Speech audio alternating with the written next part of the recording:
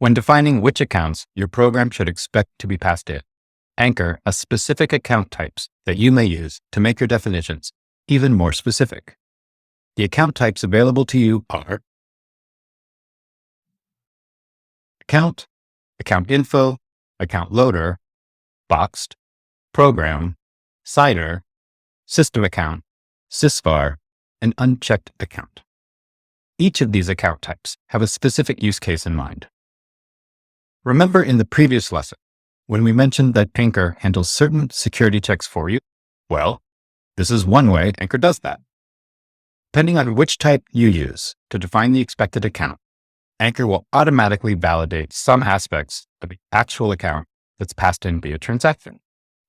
For example, any account that you define with the signer type, Anchor will verify that it has signed the incoming transaction. If it hasn't, then the program will return an error before the program logic is executed. The account type is used when an instruction is interested in the deserialized data of the account. Anchor will inherently verify program ownership of any account defined with this type and deserialize its underlying data into a Rust type automatically. This means that when making use of this account type, you must also tell Anchor what to deserialize the data to. Let's look at some example code snippets, which I pulled from the Anchor GitHub repo listed below. We can see the My Account is defined with the account type and is deserializing the account data into the My Account struct defined below.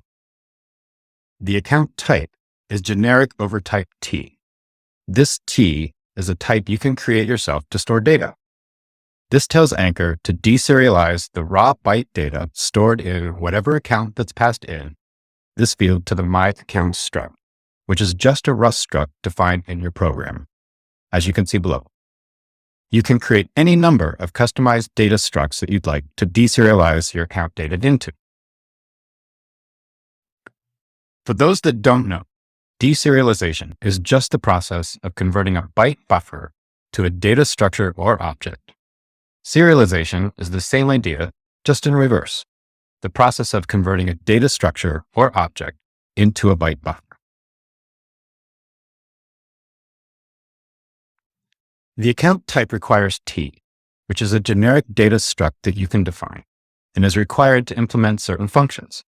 For example, functions that serialize and deserialize this account struct you see here with the data struct below.